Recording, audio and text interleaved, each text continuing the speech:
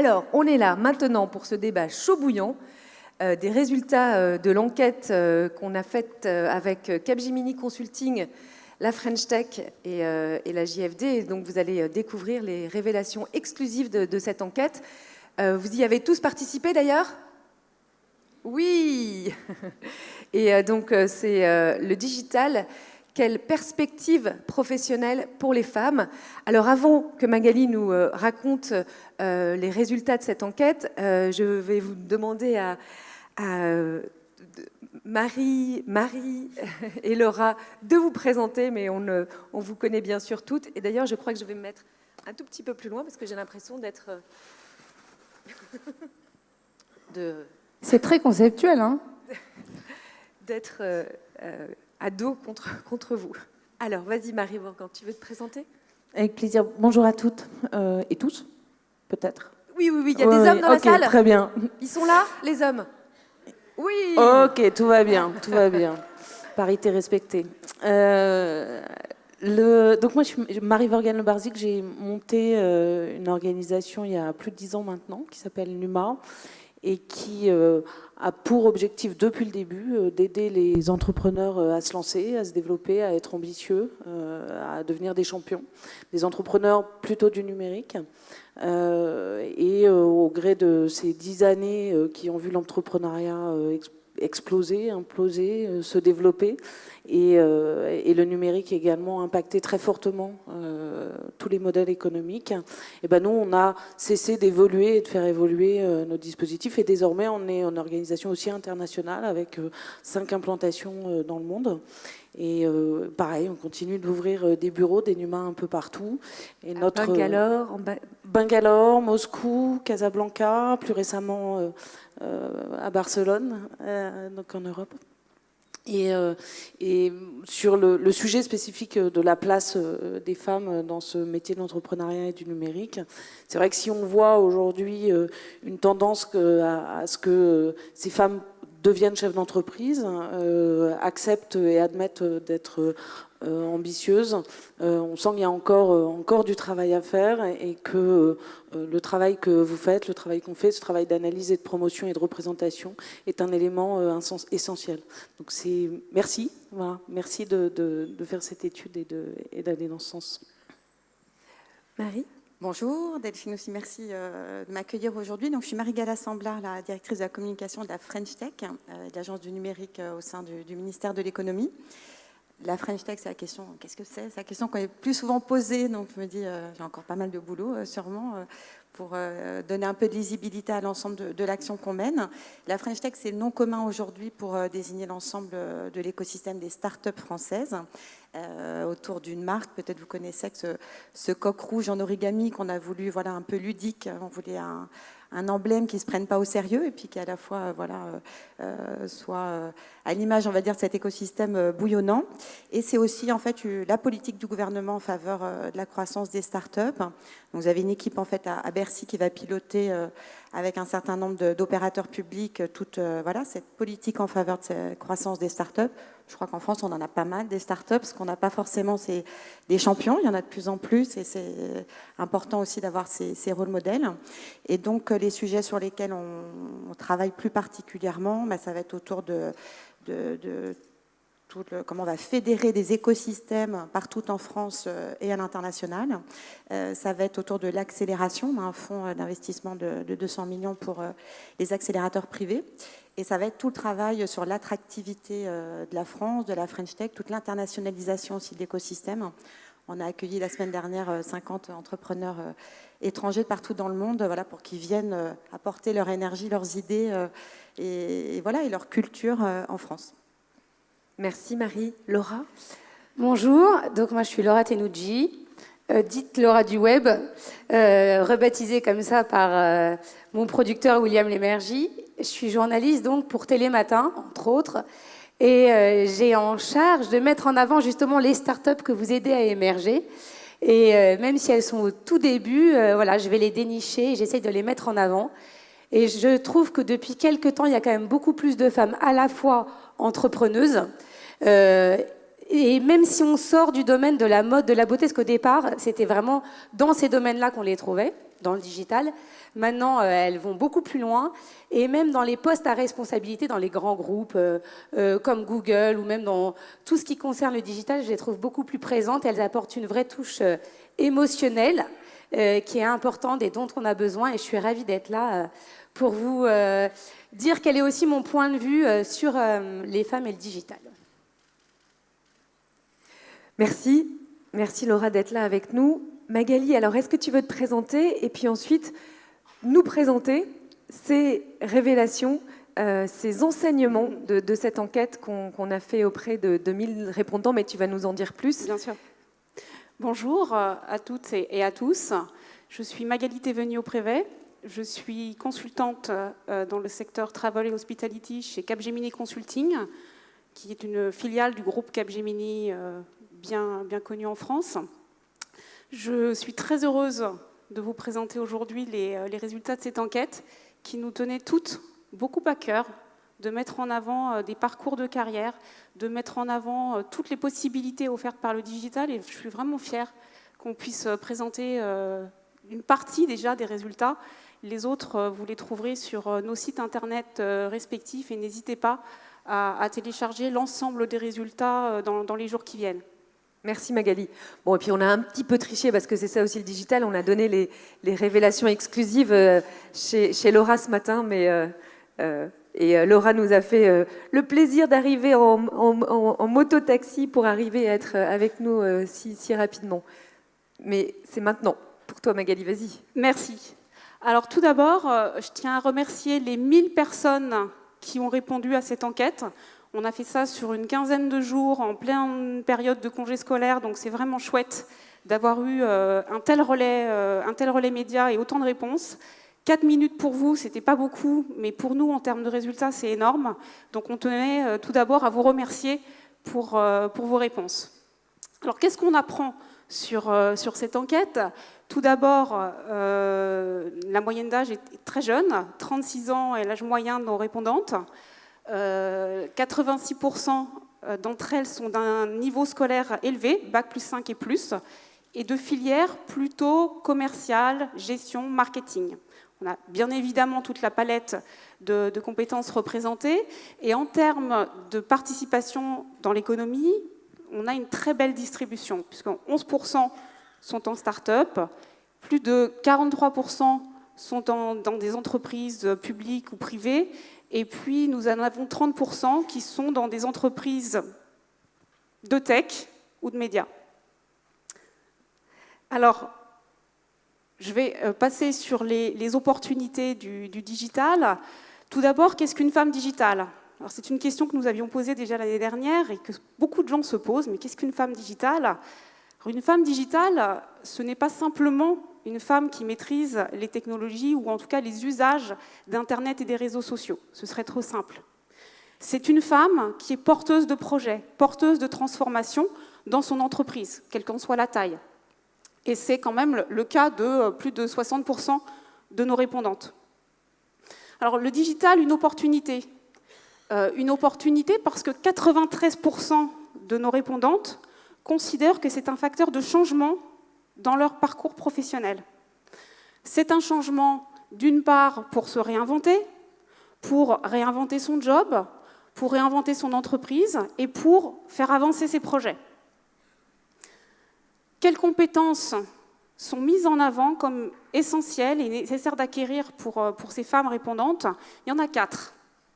La première, et qui concerne toutes les femmes, pas seulement celles en start-up, c'est de savoir lever des fonds. Alors, savoir lever des fonds dans une start-up, c'est génétique, c'est la genèse, mais c'est également important pour nos répondantes qui sont dans d'autres structures, parce que porter des projets digitaux, ça veut dire aller chercher les moyens de les accomplir, chercher les investissements. Donc c'est une compétence qui est nécessaire pour nous toutes. Deuxième compétence mise en avant, c'est bien évidemment d'avoir une connaissance sur les technologies et les innovations. Ça, c'est la deuxième compétence qui est mise en avant. La troisième, c'est celle de savoir coder et développer. Là, on sent que c'est un sujet qui intrigue. Alors, les femmes qui nous ont répondu sentent que c'est le moment pour elles, qu'il y a une opportunité pour elles d'entreprendre. 40% pensent que c'est pour créer l'entreprise de leurs rêves. 26% pensent que c'est en ayant plus d'agilité et en revoyant les modes de collaboration. Et puis, pour eux aussi, une large partie, ça va être une source d'évolution professionnelle. En tout cas, c'est une attente très forte de leur part. Et je trouve que c'est important de le noter aussi pour les entreprises qui recrutent ou qui cherchent à fidéliser leurs talents. Mais elles sont en attente de l'opportunité. Comment vont-elles la saisir? Ce qu'elles nous disent, c'est que c'est avant tout par une rencontre. Et c'est vrai qu'on le sait toutes, c'est les rencontres qui vont nous générer aussi les occasions de rebondir et d'avancer dans nos projets. Voilà pour les grands résultats de cette enquête. Comme je le disais tout à l'heure, vous pourrez trouver plus de détails sur nos sites web respectifs. Je laisse place au débat. Merci Magali.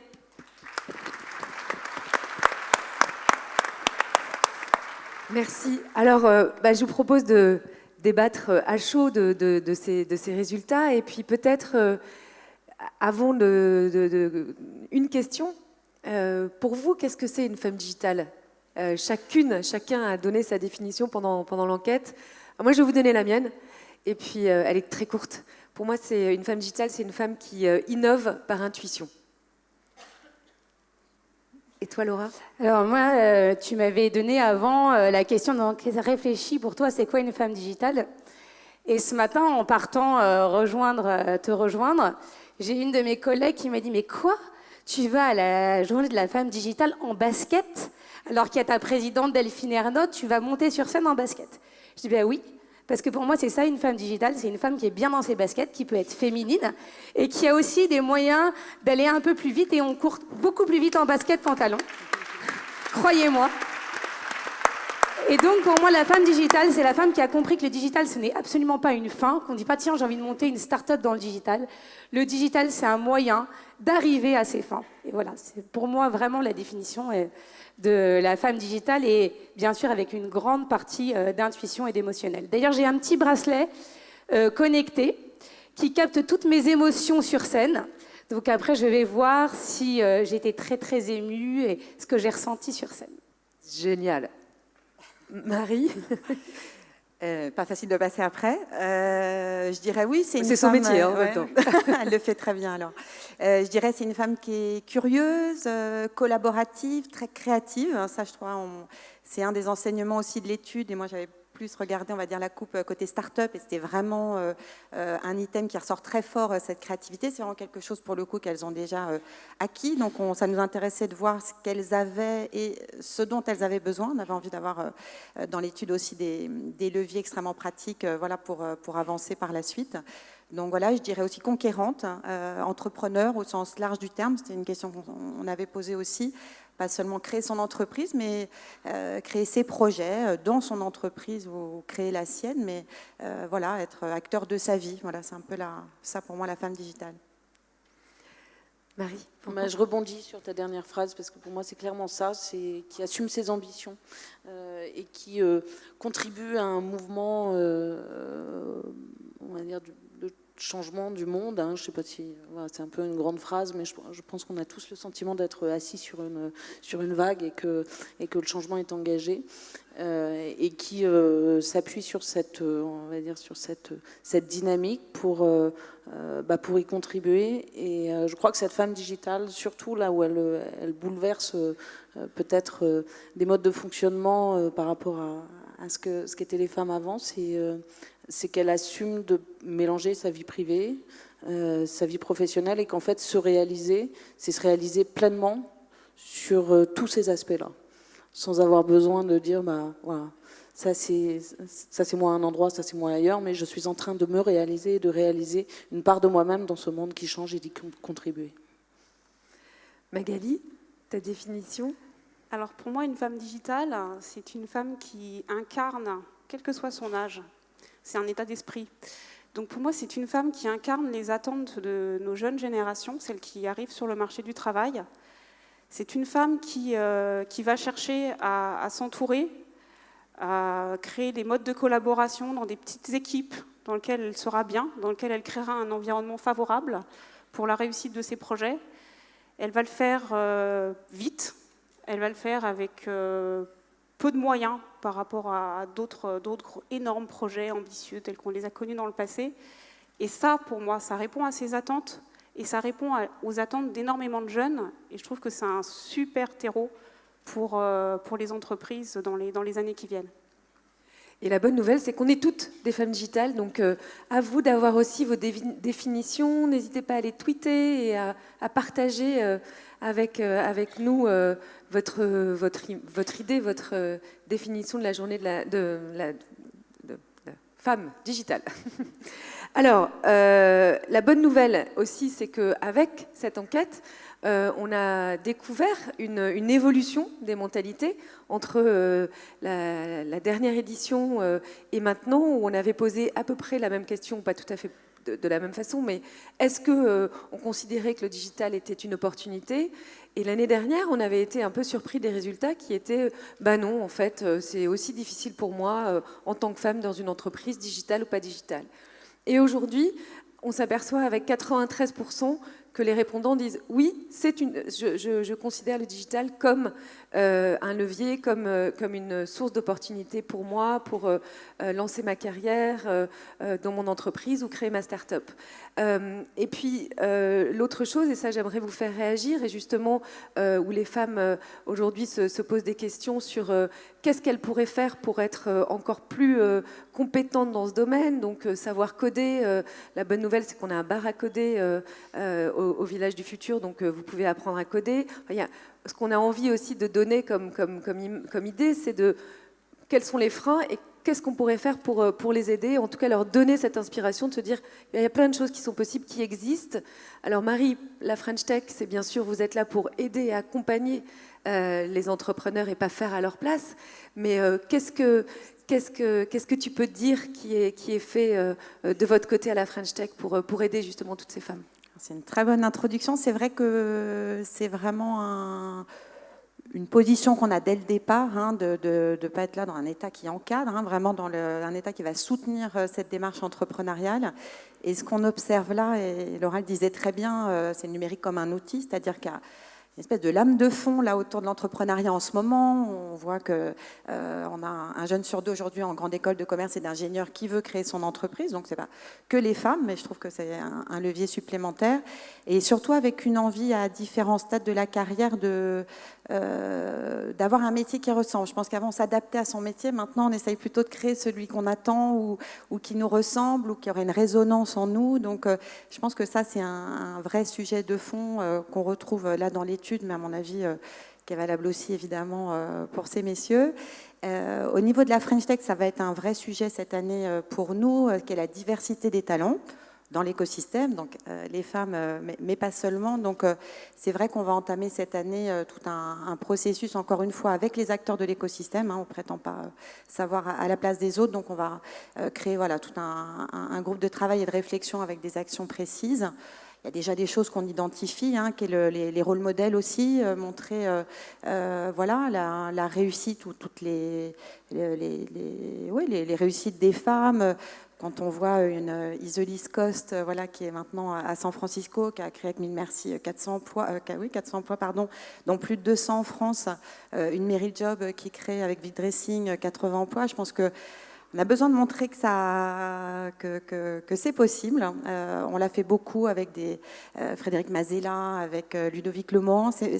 En France, il faut montrer que c'est possible et se décomplexer par rapport à ça. On n'est pas obligé de se faire racheter quand on veut devenir grand. Non, on peut aller loin. Et voilà, ça, c'est des choses qu'on va accompagner à différents stades. Et encore une fois, sur un volet plus large de diversité des talents, mais il y a un vrai sujet de manque de représentativité des femmes dans les startups. Je crois que c'est 9%. Je crois qu'on est quand même 21%, je crois, à Paris, apparemment, sur l'entrepreneuriat féminin, ce qui nous place en premier au niveau européen, mais 6e au niveau mondial. Marie, ton point de vue Moi, j'ai plutôt, si tu veux bien, envie de réagir sur le fait de dire que le digital, dans les entreprises au sens large, est un territoire d'opportunité. Et je pense qu'effectivement, ça rejoint ce que tu disais tout à l'heure, en disant la femme digitale, elle est intuitive. Les femmes restent en position de challenger dans le monde du travail, dans le monde économique. On sait qu'il y a encore des disparités qui doivent se résoudre et on est tous en chemin pour que ça se résolve. Mais je pense que ce qui fait que le digital est un atout pour une femme qui a envie de se réaliser dans une entreprise, c'est effectivement sa dimension peut-être un peu plus intuitive dans ses caractéristiques, qui lui permet de découvrir des territoires qui sont non encore pleinement encadrés et de pouvoir les révéler et en créer un effet de levier dans l'entreprise pour les faire valoir et pour créer son propre métier. Donc ce lien entre le digital très rapide, très intuitif, très appuyé sur les usages et la façon dont les femmes construisent leur carrière, on le touche du doigt, je crois. Et alors justement, pour rebondir sur le côté entreprise, Magali, quel est ton point de vue, toi qui es intrapreneur? Alors, d'un côté, ça me rassure et ça m'inquiète. Si un jeune sur deux ou une jeune sur deux a envie de monter sa boîte, qu'est-ce qu'on va faire dans les grandes entreprises? Comment on va les attirer, ces talents? Parce que voilà, ça nous pose quand même une petite question. Comment on fait? Comment on fait alors qu'on a des structures, Fabienne l'a très très bien introduit tout à l'heure, je trouve la problématique de ces entreprises extrêmement hiérarchiques dans lesquelles chacun prend un petit bout de sa place, un tout petit terrain de jeu, périmètre de responsabilité compliqué, voire inexistant. Ça quand même, ça questionne. Ça veut dire que comment on recrée l'esprit start-up dans l'entreprise? Je pense que c'est ça la vraie question, parce que c'est ça l'attente. Alors voilà, je vais un peu rebondir par rapport à mon point de tout à l'heure, mais pour moi, c'est la grosse question, elle est là, c'est de recréer cet espace, de donner notamment à des femmes, parce que je crois aussi qu'il y a une belle opportunité pour les femmes, de leur trouver le terrain de jeu, les laisser jouer dans cette nouvelle cour pour créer des modes de travail en entreprise sur des boucles plus courtes et qui vont créer de la valeur plus vite, plus dynamique, et il y a plein de choses à faire. Voilà. Merci. Alors, Laura, est-ce que tu pourrais rebondir sur... on a parlé de savoir lever des fonds. Alors, Adrien Aumont de Kiss Kiss Bonk Bonk devait être avec nous et il vous embrasse tous et malheureusement, il a eu un empêchement de dernière minute. Mais on parle de crowdfunding, bien sûr, avec cette nouvelle économie collaborative.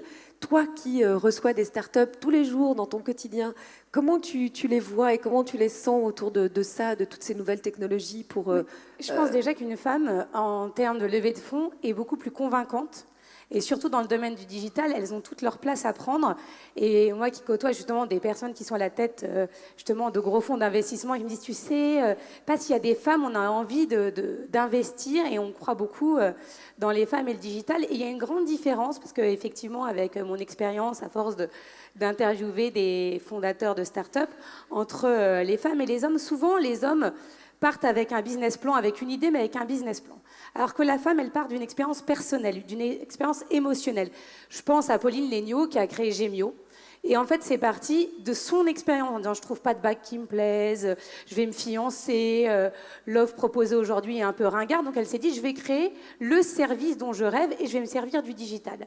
Fanny Péchioda, la fondatrice de My Little Paris, c'est pareil. C'est parti pas d'un business plan, c'est parti d'une envie de concrétiser vraiment un rêve, un désir. Et je pense que c'est ça qui est important. Et tu disais tout à l'heure, et on a toutes repris ton mot, intuition, c'est qu'en tant que femme, on a beaucoup d'intuition. Et aujourd'hui, qu'on soit en train de créer sa start-up ou qu'on fasse partie d'un gros groupe, il faut vraiment potentialiser sur son intuition et toujours se remettre dans le réel. Justement, on l'a dit, le digital ne reste qu'un moyen. Et je trouve que c'est très important de laisser place aux émotions. Et quand on veut lever des fonds, si on est habité par son projet, si on croit dans sa start-up, forcément, le reste va suivre. Et moi, en tant que journaliste, quand on me démarche, c'est comme ça. Parfois, j'ai des toutes petites start-up qui n'ont pas de service de presse. En général, c'est celle que je privilégie. C'est ma manière d'être Robin des Bois, mais de me dire, voilà, les grosses, elles n'ont pas besoin de moi.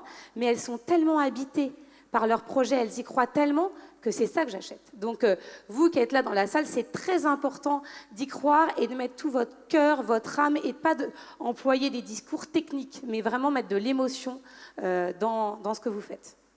Marie, tu voulais... Ouais, moi, je voulais quand même juste réagir sur ce que tu dis en disant les fonds d'investissement, ils disent les femmes, c'est bien, on aime, enfin voilà, et de dire c'est un atout d'être une femme quand on est dans une phase de levée de fonds. Pour être passé par cette phase de manière assez récente, il faut quand même avoir conscience que le milieu de la finance, des fonds d'investissement, est un milieu extrêmement masculin, que c'est un corps constitué solidaire qui a encore un peu de mal à accepter la diversité parfois. Et il y a des chiffres qui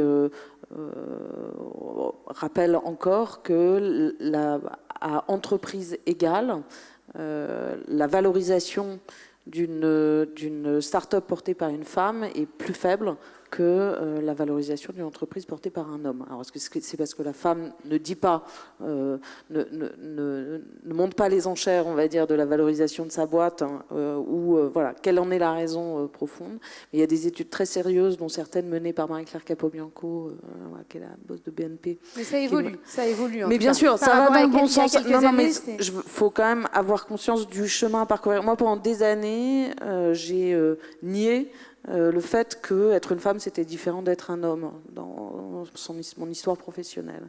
Et en fait, de manière assez récente, j'ai constaté que non, il y a quand même encore des freins liés au fait qu'on est dans une société qui est encore beaucoup structurée autour des hommes, du pouvoir des hommes, et que être une femme peut être un atout, on doit les avoir, mais on doit aussi avoir pleinement conscience du fait qu'il y a encore des disparités dans le traitement entre une femme dans sa vie professionnelle et un homme, surtout dans les milieux, enfin surtout, en tout cas, beaucoup dans les milieux financiers.